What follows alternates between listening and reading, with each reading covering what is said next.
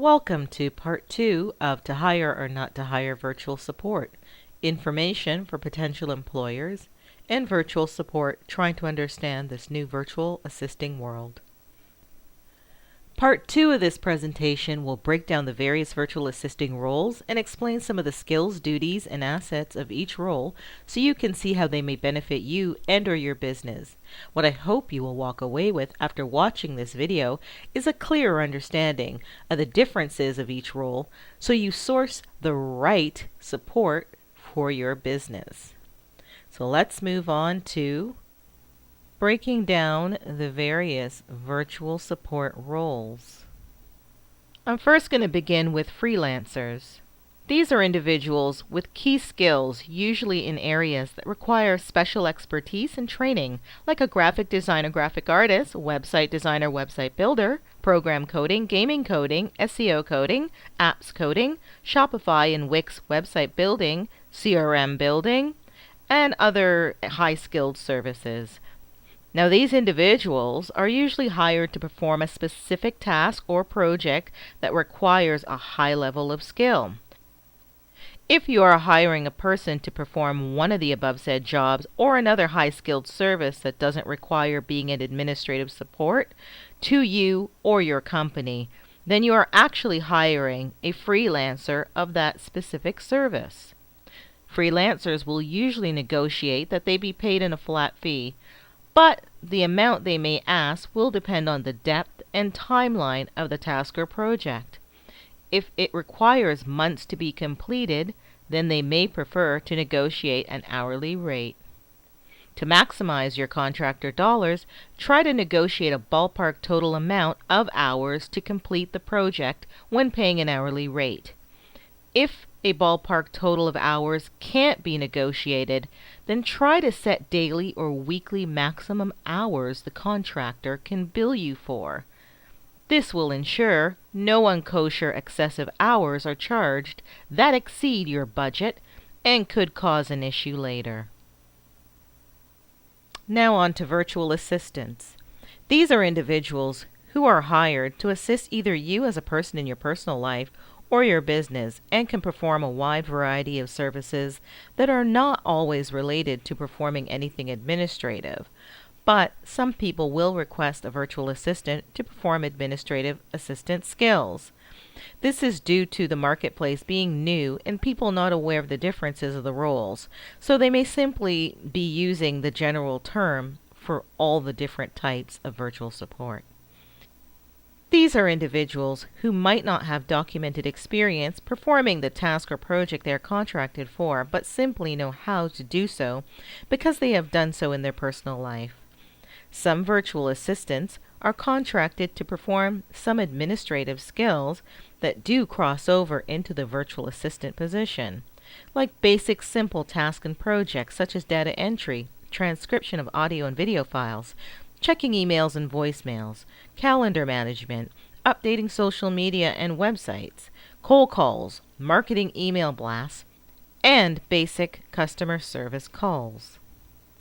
Where a virtual assistant is different from a virtual administrative assistant or virtual executive assistant is that some of the other types of tasks and projects you may require them to perform would be general tasks and projects such as posting pictures and content on Craigslist, eBay, Amazon, Shopify, Wix, and or your own online store, customer service via email or phone, proofreading documents or ebooks, manually converting documents from MS Word to PDF or from PDF to MS Word or any other form of converting, sending out emails, sales, customer acquisition, researching information online, booking travel arrangements for your family, or assisting you with finding applicable job postings.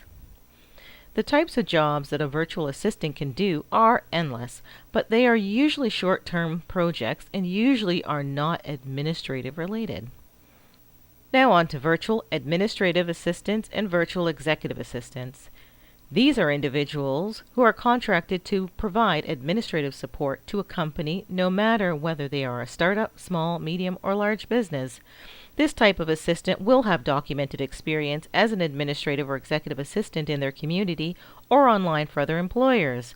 And they may also have references and/or accredited certification or diploma in being an administrative or executive assistant.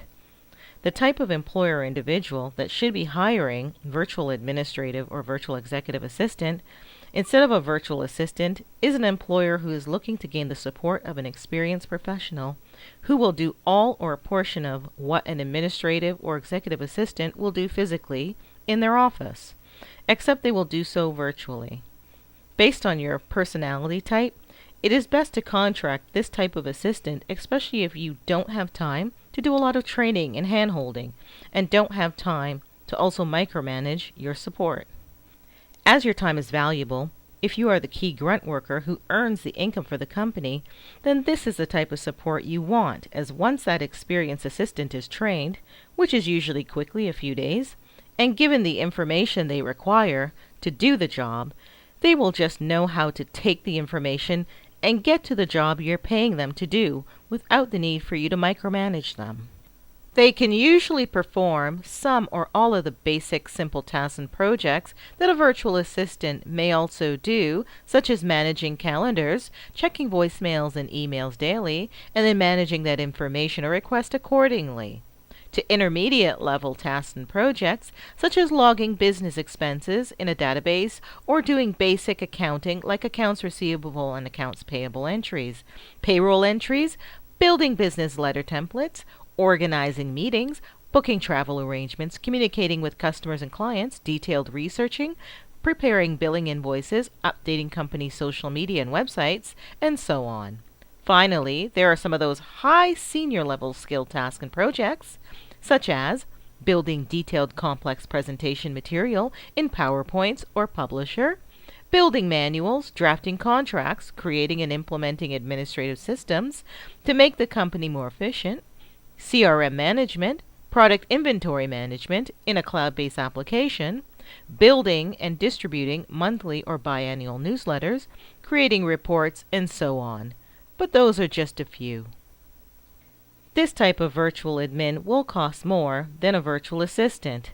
So if you really need this type of support, I would recommend that to maximize those administrative dollars, that instead of focusing on what the hourly rate of that experienced individual is, that you instead not contract this type of support on a please wait around for me to need you relationship.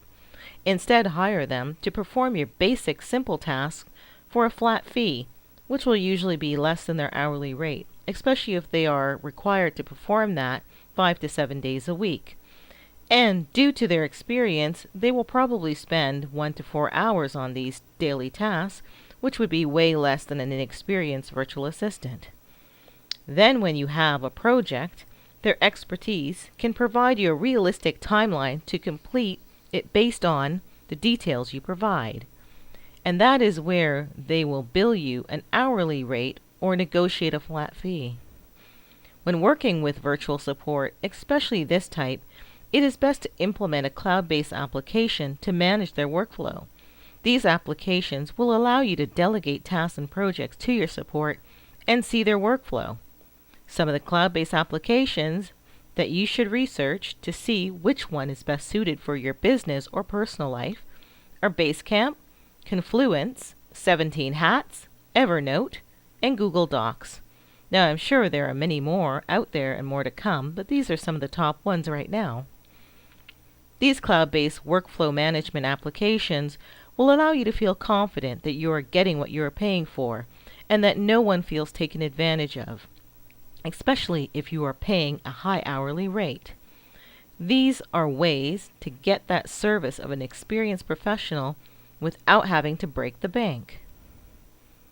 Now on to Virtual Project Administrator or Virtual Project Manager. These are individuals who are contracted to provide project management support to a company, no matter whether they are a startup, small, medium, or large business.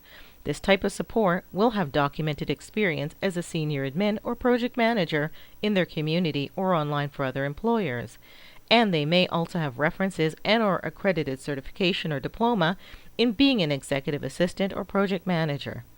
The type of employer or individual that should be hiring a virtual project administrator or virtual project manager instead of a virtual assistant is an employer who is looking to gain the support and experience of a professional that can manage the various projects the company is working on, keeping that owner and the other project team members up to date on each project status, so project targets are successfully met in a timely fashion for your paying clients. This type of virtual project administrator or project manager will cost more than a virtual assistant, so if you really need this type of support, I would recommend that to maximize those administrative dollars, that instead of focusing on what the hourly rate of this experienced individual is, that you instead not contract this type of support on a please wait around for me to need you relationship. Instead, hire them to manage your projects on a 5 to 7 day a week contract. That way, they will be more likely to negotiate a lower rate than their normal hourly rate or flat fee. Keep in mind that in addition to the number of projects you require this type of support to manage, if you also require them to take on the VAA or VEA role, that they will charge you more per hour than they would just managing your projects. As your time is valuable, if you are the key grunt worker who earns the income for the company, then this type of support you want, as once an experienced project administrator or project manager is trained, which will usually take a few days, and given the information they require to do the job, they will know how to take that information and get to the job you're paying them to do without a need for you to micromanage them. When working with a virtual support, especially this type, it is best to implement a cloud-based application to assist them in the management of your company projects and their workflow, as these applications will allow you to delegate tasks and projects to not only your project administrator or project manager, but team members, and see their workflow and hold the right person accountable if timelines aren't met. Some of the cloud-based applications that you should research to see which one is best suited for your business are Basecamp, Confluence, 17 Hats, Evernote, Jira, and Rink Project Management. Now, I'm sure there are many more out there, but these are some of the top ones that are being used right now. These workflow management applications will allow you to feel confident that you are getting what you are paying for, and that no one feels taken advantage of, especially if you are paying a high hourly rate. These are ways to get the service of an experienced professional without having to break the bank. It's best to hire this type of support if your business generates its income from clients paying for the successful completion of their project in a timely fashion once it's completed. As by hiring an inexperienced virtual assistant for a cheap rate to do this type of support is taking a risk with your company's reputation, as projects may not be delivered on time, and that will affect your bottom line, and most clients only pay upon the successful completion and delivery of their project. And now we're going to move on to what you need to know about contracting. Now, when dealing with a professional virtual contractor who does this as a business, note that they should be supplying you actually with the contract draft from their company or their name, and both of you will fine-tune the details that are to be in it. But if you are dealing with an inexperienced contractor or individual who does not do this as a business, keep in mind that you can still work with them to draft a contract on their behalf, and you don't need to know contract law to build one. Now, note that a contract is simply a document that states both parties' expectations for the service.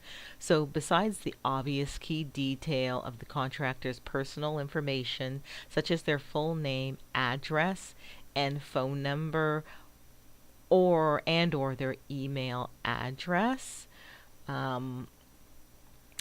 You basically, if applicable to your type of business, you may need to also draft some additional documents as well, such as a non-compete and a confidentiality agreement.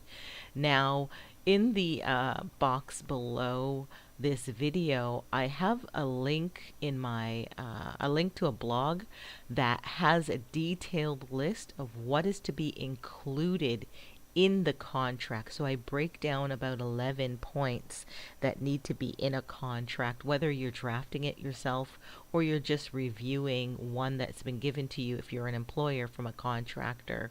And for those new contractors, virtual support, out there, wanting to get into the business, this will help you build a contract, as it will let you know some of the key points you need to put in there, just so that the parameters are clearly marked for both parties, so nobody, goes outside of those parameters. Now, keep in mind that when you're building this document or reviewing one from a professional contractor, that you also ensure that they never be referred in the contract as an employee of your company, but instead as a contractor, that you are contracting for whatever service they are providing to you. This is because an employee has certain rights under your country's labor laws when especially when you both live in the same country or city, and are entitled to various protections and government benefits. So this mistake can be very costly to your business. And it could see you incurring penalties that, if brought to the attention of your local government agency, for taxes or unemployment insurance, if if your country offers that, you could have to pay rates as though they were an employee, retroed back to when the contractor actually started working with you. And then on top of that, your government agency may charge you a harsh penalty on top. So it is imperative that you never make that mistake of referring to a virtual support contractor as your employee. The cost could be catastrophic, especially if you're a small or startup business. And finally, please never negotiate and finalize this type of support verbally without following it up in some form of writing, preferably in a typed up contract document. But you can also do email as well. I just don't really recommend it. And just make sure all the terms are agreed upon by both parties by having your signature on the document. This way, if there is an issue, you can bring up the contract. It clearly shows all the parameters, and nobody can feel that they're being taken advantage of, or that the employer is requesting more than what was contracted, and that the contractor isn't doing less than what the employer is paying them to perform. Deviating from a contract may seem simple and easy because you feel that writing out all the expectations is too much stress, but the aggravation it will save you in the end is well worth it, as no one, especially if you live in the same country or city as your contractor or vice versa, wants to end up in court in dispute. Now on to what rates to expect to pay your virtual support. Freelancers. Their rates vary dramatically and are based on the type of service and the depth and detail of the project you are requesting and the going rate on the open marketplace for that service. Now on to virtual assistants. Fees vary widely for hourly and flat fee rates, and is based on the type of task or project and the level of skill required, and also if the contractor lives in a low cost of living or high cost of living country. Most people in this category don't always have documented experience doing the work or as an admin. They may just know how to do what you are asking because they may have done so in their personal life. This means you could be paying an hourly rate of between $5 to $15 US or a daily flat fee of $35 to $115 US for 8 hours of work. Virtual administrative and virtual executive assistants. Fees vary widely for hourly and flat fees, and in addition to being based on the type of task or project and level of experience required, higher rates are usually from contractors living in high cost of living countries. This individual will have documented experience as a professional admin or executive assistant. This means you could be paying an hourly rate of between $15 to $23 US or a daily flat fee of $115 to $175 US for 8 hours of work. Virtual project administrators and virtual project managers. Fees vary widely for hourly and flat fees, and in addition to being based on the level of experience required and the number of projects they are required to manage, obviously the more projects they are required to manage, the higher the rate. The other factors that play a role in where in the rate spectrum a contractor may request is whether the contractor lives in a high cost of living country. And then, if you also need your virtual project administrator or virtual project manager to add in the role of a virtual admin assistant or virtual executive assistant position, then obviously the rate would be at the higher end of the spectrum. This individual will have documented experience as a professional senior admin or project manager. This means you could be paying an hourly rate of between $18 to $35 US, or a daily flat fee of between $140 to $270 US for 8 hours of work. So please keep in mind that these now are market rates, and the market is constantly fluid and changing as this is a new marketplace. So rates noted are just me giving you as much of a ballpark range to anticipate when doing your budgeting and assessing which one works best for you and if you can really afford somebody who is experienced. I'd like to thank you for watching this video presentation. If you have found this video informative, please make sure you like it. And don't forget to subscribe to my channel before continuing to watch my other videos. If you haven't already checked out Virtual Assisting in the 21st Century, then please make sure you do so. Also a note, in the info box below this video, I have links to my blog where I provide 11 key points of what you need to make sure is in a contract if you're drafting one on behalf of a contractor or for virtual support wanting to build their own contract. Go to the link and I break down in more detail each step, and there's 11 key points that you want to make sure are in there. And also for virtual support, I have information on how to set up your office if you want to get into virtual supporting, what you need to have and what you should not have in your office space. And also information on writing proposals for contracts for the various online marketplaces, and some key information you should put inside of your bids. Thank you for watching.